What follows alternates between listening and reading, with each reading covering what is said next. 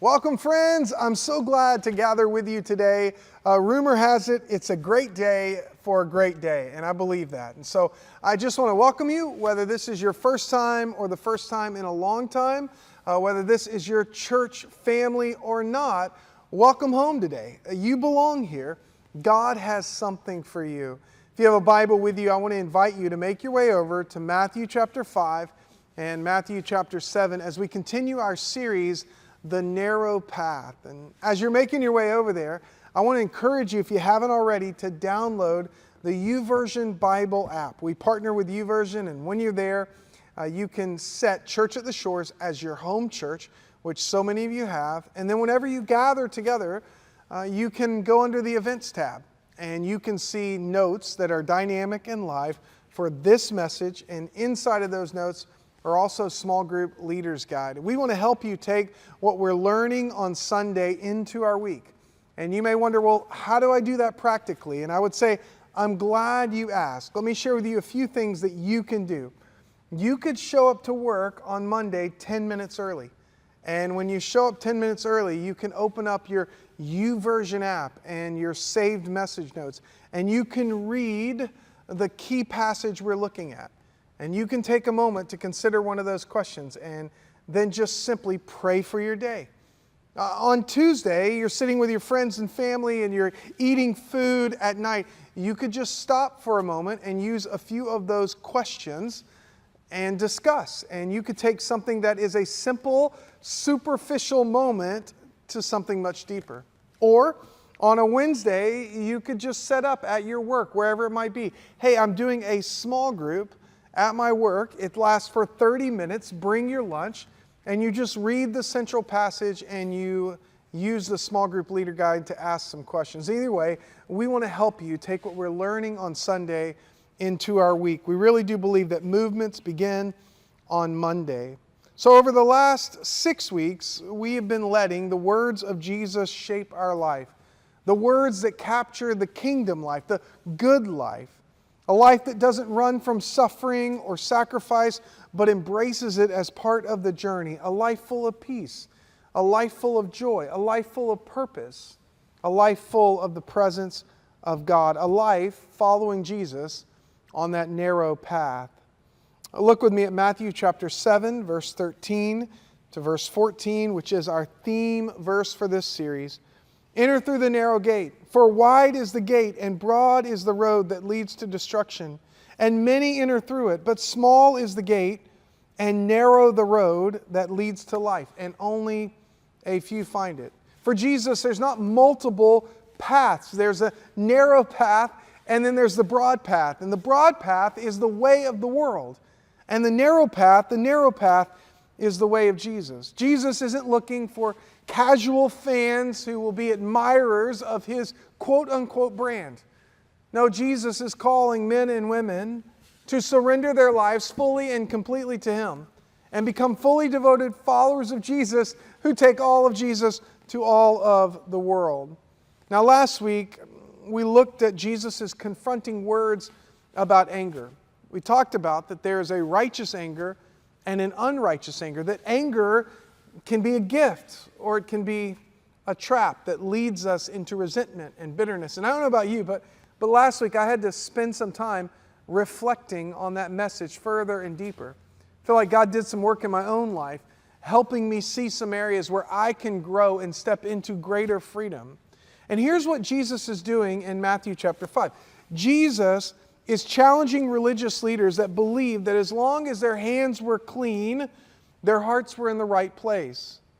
And Jesus is making it clear that sin doesn't start in our hands, it always begins in our heart. And He's confronting a surface level spirituality that focuses on behavior modification at the expense of deep transformation. That's focused on checking lists without really ever checking our heart. And it might look like this in modern terms. Posting a Bible verse on social media, but never opening the Scriptures during the week. Wearing a cross around your neck, but not carrying your cross in daily life. Lifting your hands passionately at worship on Sunday, and then pointing your fingers boldly in judgment at people on Monday. talking about grace, but holding on to grudges like it's a full-time job. And Jesus is just confronting that type of super surface level spirituality that doesn't pursue deep transformation. And when you understand this, the Sermon on the Mount shifts from being confusing to being crystal clear. So look with me as we just kind of see and notice some of the examples in Matthew chapter 5. At verse 27, you've heard that it was said, you shall not commit adultery. But I tell you that anyone who looks at a woman lustfully has committed adultery with her in his heart. And Jesus is just confronting religious leaders who measured righteousness by their outward behavior rather than the interior life. Because adultery is not just an act, it starts in the mind, in the quiet spaces of desire, in the unchecked thoughts, and then it takes root in our lives and bursts forth on the scene in sin. And Jesus is just confronting that particular approach. By the way, next week we're looking at this whole subject of desires. And the reason why I didn't jump in this week is because if you're a parent or grandparent, I wanted to go ahead and give you a little bit of warning about what next week will look like. So whenever we see this particular moment, Jesus isn't trying to shame or burden us with these impossible standards. Instead, He is offering freedom. He's showing that real transformation doesn't come from behavior modification. It comes from this place where we surrender our heart, and the surrender of our heart shows up in our hands. So He takes the opposite approach, though, if we continue, when it comes to the subject of divorce. In Jesus' time, people often treated divorce rather casually. And in our culture, I think we treat divorce rather casually as well, seeing it as something that can be done for any reason, in particular for convenience or levels of comfort. And Jesus challenges this mindset. Matthew chapter 5, verse 31. It has been said, anyone who divorces his wife must give her a certificate of divorce. But I tell you that anyone divorces his wife except for sexual immorality makes her the victim of adultery. You have to remember that Jesus is speaking into a culture where there was not equal rights between men and women, and He's specifically speaking to men because only men could ask and have a divorce. Women weren't allowed to initiate divorces. And Jesus here is not tightening the rules. He's calling for people to something deeper, to see marriage as a covenant and not a contract, because marriage was never meant to be disposable. It's a sacred bond, not a temporary arrangement. And He's calling them back to faithfulness, to love, and the kind of commitment that really exemplifies the very heart of God. So let me pause and say something really important. As we're making this journey through the words of Jesus, it's important to keep in mind that Jesus is talking about those who want to follow Him. And if you're here and you're kind of tuning in and you go, I'm not really sure, I'm just exploring.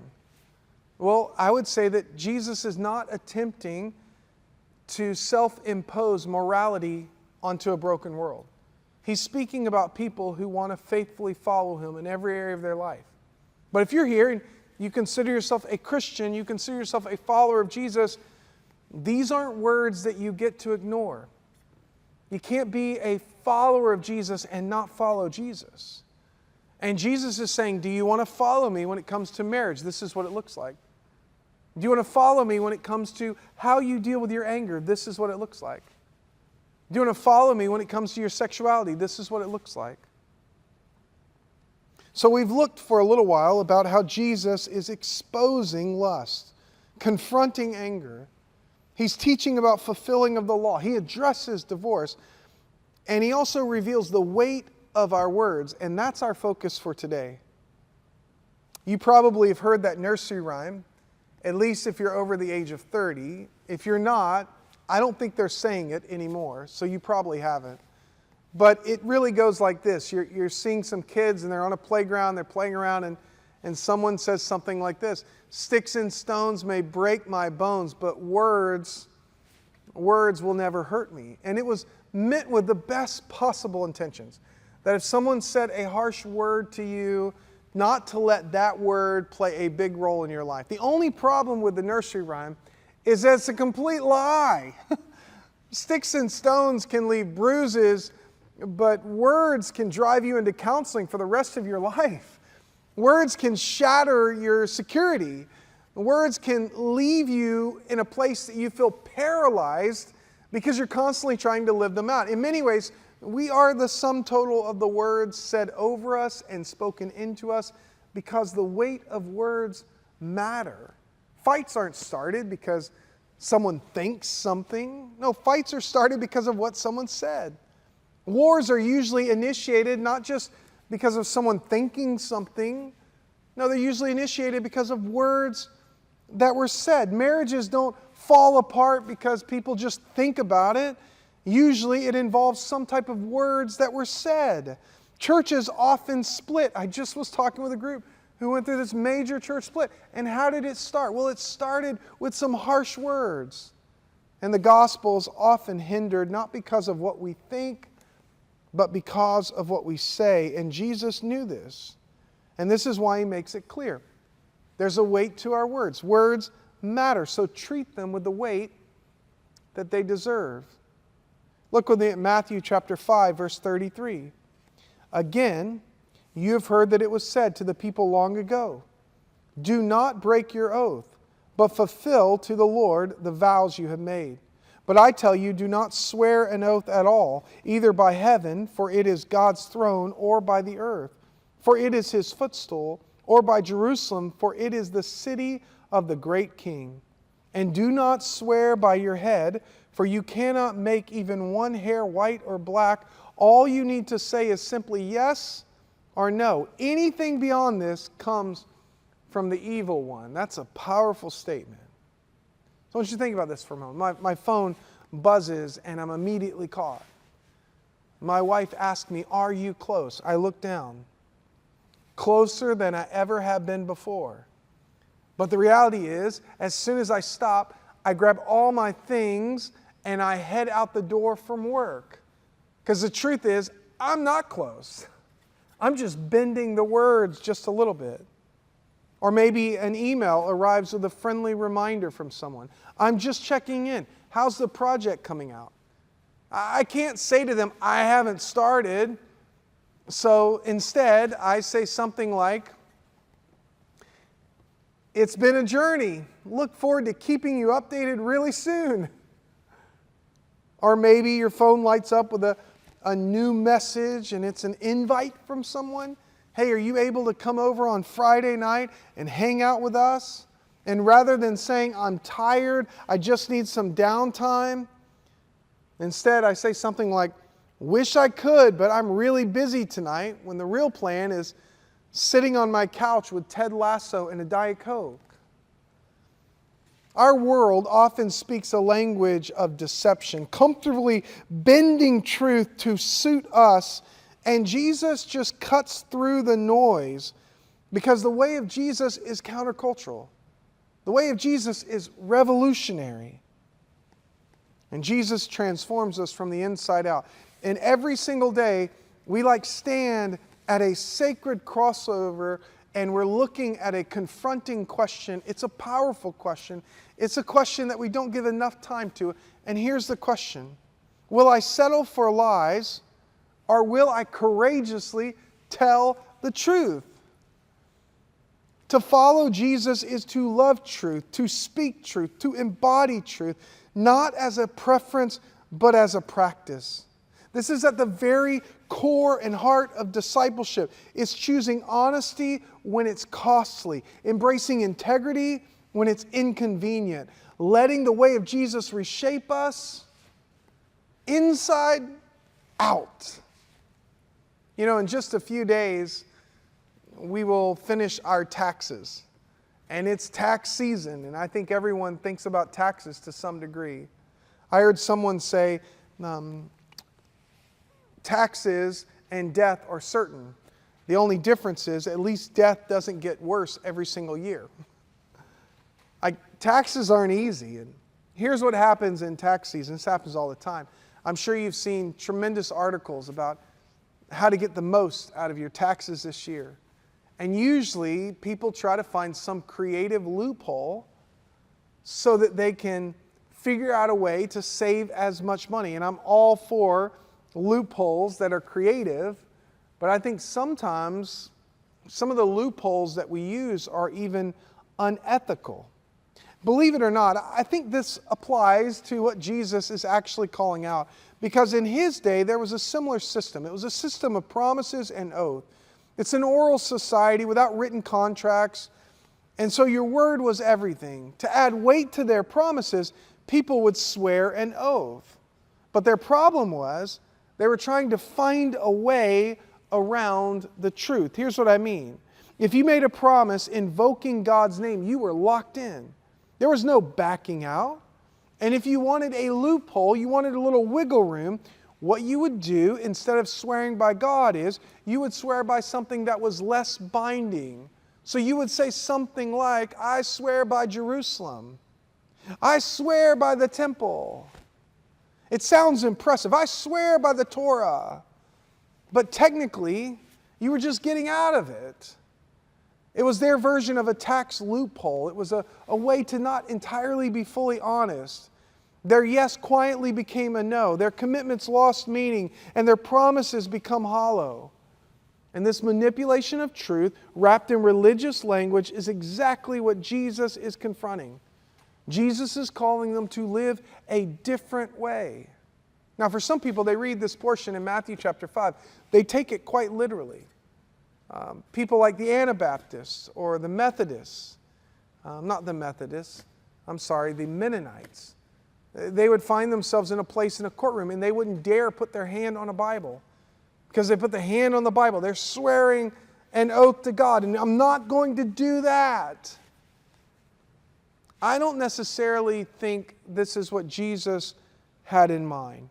My personal view is that Jesus is inviting us to the kind of life where honesty is so woven into our character, we no longer need to rely on silly oaths. Truthfulness simply becomes the language we naturally speak. Jesus is pointing us to a life that's so dependable, we don't need to exaggerate the truthfulness of our claims. For instance, maybe you've heard someone say something like this, "No, I'm serious. I'm telling the truth." And when you hear someone say that, you can't help but wonder, so were you not serious before? Were you not telling the truth before? Or I have this really bad habit of saying this. If I'm with someone and I want to be crystal clear, I want unedited thoughts, I'll say, "Can I just be honest with you for a moment?" And that's what I mean. I just want to have, candor. But really, if you stop and think about that, you can't help but wonder, were you not being honest with me earlier? And Jesus is saying, what would happen if you lived your life in such a way that you don't have to exaggerate the truthfulness of your claims? I think we struggle with this in our life. I think we struggle with the weight of words. I think we struggle with being completely truthful. And I think there's a few reasons why. I want to share those reasons. They really come out of the book that I suggested at the very beginning, The Narrow Path. I think they're helpful for us. So if you're taking down notes, I encourage you to write them down. But I am going to say this. What we're about to go over can be uncomfortable. So it'd be easy just to nudge the person next to you and say, "I hope you got that because that's for you." And I'm encouraging you not to do that. Instead, take down some notes and just come with a heart that says, "God, you can speak to me." The first may sound confusing at first, so let me unpack it. It's this: leverage spirituality as a shield to avoid emotional maturity. Leverage spirituality as a shield to avoid emotional maturity. Well, what do I mean? I mean that we use language that sounds really impressive to describe our lives in some super spiritual way, but the reality is we are emotionally immature. And so what we're presenting on the outside is actually not truly lining up with who we are on the inside. And those around us, it just makes them awkward. Let me give you some examples. Someone says to that type of person, "How are you?" And their response is, "I'm too blessed to be stressed. If I was any better, I'd be twins. How about you?" Which is just, by the way, I have no idea what you mean by that. It's just awkward. But maybe the person says, "The reason why I'm asking that is your wife told me you lost your job last week. Your husband told me that you got a diagnosis that no one wants to hear. Are you really too blessed to be stressed? Let me give you another example. If someone comes and says, hey, I know you're going through some family challenges. Are you okay? And the person responds, rejoice always. I say again, rejoice. It's a joy to go through what we're going through. Person leans in and says, really? Your kids haven't talked with you for a year. Are you sure you're okay? And their response is, it's just an attack of the enemy. Pray for me, brother and sister. The devil's after me. Spiritual warfare. Maybe, but maybe there's something else too. What I'm trying to say is, and I think this is so important, it's worth writing down. We use God to hide from God and others. We do.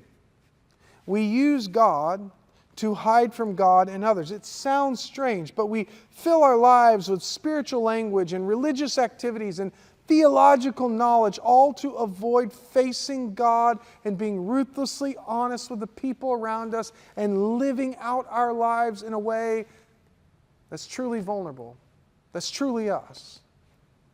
I believe this is why David prayed so boldly in Psalm 139. Search me, God, know my heart, test me, and know my anxious thoughts. See if there's any offensive way in me, and lead me in the way everlasting. What a bold prayer to pray. Search me, O God. Just this past week, there was something I was going through, and I was feeling anxiety, and I came to this particular space, and I prayed it, and I realized that's a dangerous prayer. God, would you search me? What are some ways that are incongruent in my life? So, why do we struggle to be fully truthful? I think it's because we leverage spirituality as a shield to avoid emotional maturity. And secondly, we have a fear of disappointing people. Anyone in this room? You have people in your life and genuinely you just don't want to disappoint them. And telling the truth always carries the risk of disappointing others. And for people pleasers, this just feels unbearable. Instead of speaking honestly, we would rather hold that back because the last thing we want to do is make someone around us uncomfortable. And we find ourselves trying to make everyone else happy, and they are happy, they just aren't happy with the authentic version of us. The theologian Stanley Hauerwas writes, I think we lie often not because we're liars, but because we're moderately good people who don't want to hurt anyone. And therefore, we oftentimes restrain ourselves from saying what needs to be said because we don't want to live with the results. I mean, that's kind of in some ways this harmless example with my wife of saying, I'm closer than I've ever been before, instead of just simply saying, you know what, I'm running late. I didn't look at the time. I'm sorry, but I'm leaving right now. Just fully truthful. No bending of words. No little white lies. It gets uncomfortable. I was thinking about this because I counted up this past week. I've been a part of about 1,000 different counseling appointments in my pastoral life. In a formal counseling sense, like marriage counseling or something like that. And I realized something that's been revealing to me, and that is that some of us lie because we long to be loved. We lie because we long to be valued. We lie because we long to be seen by others. We long to have people value us. We lie to be approved by others. And we don't even realize we're actually training people to fall in love with an inauthentic version of ourselves. And so it's risky to be truthful. We want to please people. Pastors run into that. I can tell you so many stories of talking with someone and asking them, hey, how was your weekend this past weekend? And they said something like, well, we baptized 4,000 people. How about you? You think I want to say, oh, it was just we preached the word, we proclaimed the gospel, we worshiped, we met at the table for Eucharist, and that was us. You know, there's a temptation to exaggerate there in order to make sure that someone else sees you as valuable. Pastors have that. I remember, I've shared this several times before, but when I would go to pastor's conference, I get tired of hearing the question, how big's your church? And so I found a way of just saying, our church is about 15,000. And they would almost fall over and grab their notepad.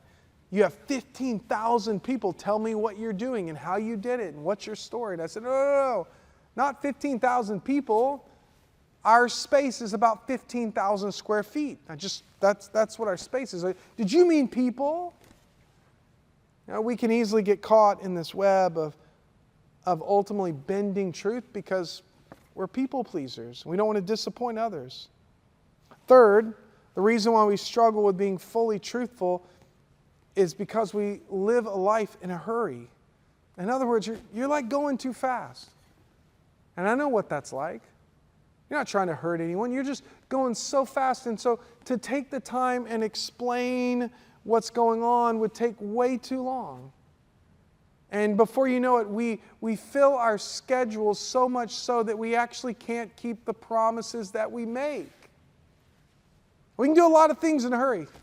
You can go to Chick-fil-A and get a full meal for your entire family and feed your family while you're driving to sports practice just as Jesus intended in a hurry. You can sit down and Netflix and watch an entire series in a hurry. But you cannot be fully present with people, listening them to a way that honors them in a hurry. Relationships do not go deeper in a hurry. And every time we hurry, we risk bending the truth. Dallas Willard said, hurriedness is the great enemy of the soul. So what I'm encouraging you to do, you ready for this? Slow down. Be present. Do fewer things with deeper contentment and commitment. And pay attention to your words. Now, I've read something. It's been a little while now, but it's just been sitting with me. And I thought about it again this past week. And it convicted me. And I don't want to be alone in the conviction journey. So I want to share it with you. You can kind of hold on to it. Jesus is speaking to religious leaders. And in Matthew chapter 12, verse 36, he says, I tell you, on the day of judgment, people will give an account for every careless word that they speak. Our words matter. The words we say matter. The words we post matter. The words we write matter. The words we text to other people matter. Ron Rolheiser puts it this way, be careful about what you're doing just now, putting a false spin on something because it's too awkward to accept as true. The danger is that if you continue doing this, you may eventually come to believe your own lie. And that will be unforgivable, given that you no longer want to be forgiven because you will see truth as a lie and lie as a truth. Lying is not just a character flaw, it is a trap. Every liar, no matter how small, puts us into a deeper cycle of deception that keeps us from the freedom and integrity that Jesus came to bring us. So, if this is the reasons why we struggle to be fully truthful, how do we speak the truth? How do we do that in a way that's consistent? I'll share with you just a few thoughts. The first is this, we got to say what we mean. Just say what we mean. I remember a close friend confronting me because I was distracted in a conversation. And I was doing something on my phone quickly, and he let me know that that bothered him. And I quickly said, I'm sorry. I feel like I never really do that, and I was doing that then. And I said, do you mind? I'm sorry, will you forgive me? And he said, I think I'm going to need a second. Because you've been doing this a lot. I could have become frustrated. What do you mean you need a second? Come on, like right now. But what later I grew to appreciate was he said what he meant. And I could trust that he was being authentic. And so when it comes to speaking the truth, just say what you mean. I know that sounds really simple, but that's quite revolutionary. Because integrity has to do with alignment with our words and our actions. which leads really to the second way that we speak the truth. We just do what we say.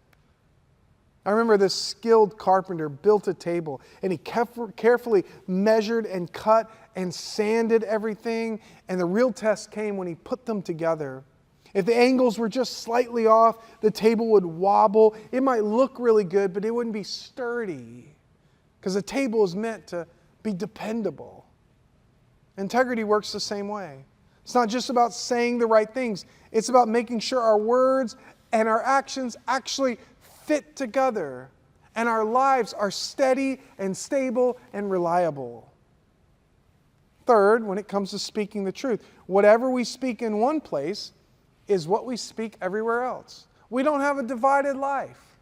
Sure, we may need to make small adjustments here or there depending on the audience, but we're not changing things from one place to the next. How easy is that? We end up saying something to this person that is quite different than what we say to this person. And integrity means being the same person in every circumstance.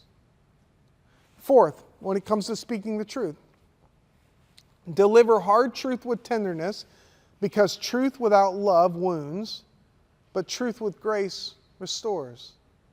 Since the start of the year, I've been reflecting on this particular moment in the life of Jesus. And I think about Jesus and His authority, and Jesus and His passion and boldness, and Jesus and His sacrificial love. But I have to admit to you, I haven't thought very deeply about Jesus and His tenderness, Jesus and His gentleness. And I've been reflecting on this. Matthew chapter 11, Jesus gives the invitation, "Come to me, all you who are weary and burdened, and I'll give you rest. Take my yoke upon you and learn from me, for I am gentle and humble in heart, and you will find rest for your souls." Jesus is both truth and grace. He speaks with clarity, but always kindness. He never shies away from saying what needs to be said, and yet He does it with tenderness. And I think the same should be our lives as well, that we can be grace-filled and truth-filled, but the way we deliver difficult truth to people needs to come through the lens of compassion and through a heart of tenderness. Now look how this section in Matthew chapter 5 ends. Jesus says, all you need to say is yes or no. You don't need to do this, I'm going to swear by Jerusalem, I'm swearing by the temple. You don't need to come up with fancy loopholes to bend the truth if your commitments don't work out. Just simply yes or no. Anything beyond this comes from the evil one. Now Jesus could have said, let your yes be yes and your no be no, because that's a really good way to live. But He even goes to say, beyond this comes from Satan. Wow! Whoa, Jesus! He went there. And this is because Jesus knows there's light and there's darkness. That Satan is a liar and deceiver, and Jesus is a promise keeper. And our words matter. And you know why our words matter. And this is important, write this down. Because God keeps His word and we bear His name. God keeps His word and we bear His name. When Jesus delivers the Sermon on the Mount, He's not contradicting Moses. He's not throwing away the Ten Commandments. He's getting to the heart behind Him. He's showing that righteousness is not just about rule following. It's about a life deeply aligned with the character of God. Now, when it comes to the Ten Commandments, most of us connect to things like you will have no other gods before me. Do not murder. Do not lie. But something gets overlooked is this commandment. Do not take the Lord's name in vain. And it's easy for us to think about, do not take the Lord's name in vain. That means no cursing.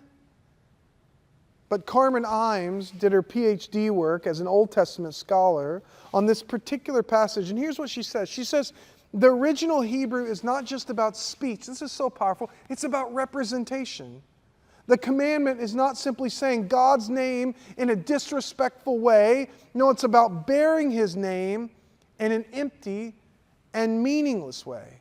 In other words, as God's people, we carry His name wherever we go. If you go to Aldi's, you carry the name of God. You bear witness to that. If you go to school, you carry the name of God. You bear witness to that. You travel internationally, you carry the name of God. You bear witness to that. And our God is a promise keeper, and Jesus is a truth teller. In fact, there's this picture in Revelation where Jesus comes back riding on a white horse. And what's the inscription? Faithful and true. Now, if our God is a promise keeper, what does that tell us about Him? It tells us we can trust God's character. Like you can trust the character of God. Our God is trustworthy. And it reveals the depth of His love and His commitment to us. In Christ, God has made unbreakable promises. He is for us, church. He is not against us. He doesn't waver. He doesn't change His mind. It's not, I'm for you on Sunday, but I won't be on Monday. His presence is not conditional, and His love is not based on our performance. So Jesus says to His disciples, and He says to you, if you consider yourself a disciple of Jesus, just let your yes be yes and your no be no. You don't need to exaggerate the claims of your truth. Live in that truth. Carry the name of God because you represent Him in the world. Now, it's easy to say something like that and then to leave and to think, I can do this. With enough sheer power, I will be consistent. And then we're prone to break promises and fall short, failing to live up to the name that we carry. And the good news of Jesus is not do better, try harder. Jesus didn't come to make bad people good or good people better. Jesus came to make spiritually dead people fully alive in Him. And here's the good news. Jesus did for us what we cannot do for ourselves. He bore the name of God perfectly. He lived with complete integrity, total faithfulness, and unwavering truth. And now through Him, we're not just given a second chance, we're given a new heart by His grace. We do not have to muscle our way to integrity. We can walk in grace and be transformed from the inside out and allow the Spirit of God to work in us to shape and form deeper honesty and greater love and faithfulness. So church, let your yes be yes and your no be no. You don't need to bend the truth. You don't need to exaggerate your claims. You can surrender your life. Today is such a great day for mercy. Today is such a great day for grace. Today is such a great day for a fresh start. To live in the invitation of Jesus. To a life that's vulnerable. A life that represents our God. A life of truth that carries the weight of our words. Will you pray with me? God, I'm so grateful just to get to open this space and to lean into your word, to receive from your Spirit. And I pray over us that we would pay attention to the weight of our words, that hurriedness would not become the enemy of our soul, but rather we would have a pace about us that fills our souls before it fills our schedule. And that the words that we say would align with our actions, that we would be people who are tender and clear. Would you help us carry the weight of our words in a way that honors you, that shapes our joy, and is for the good of those around us. In the name of Jesus we pray. Amen.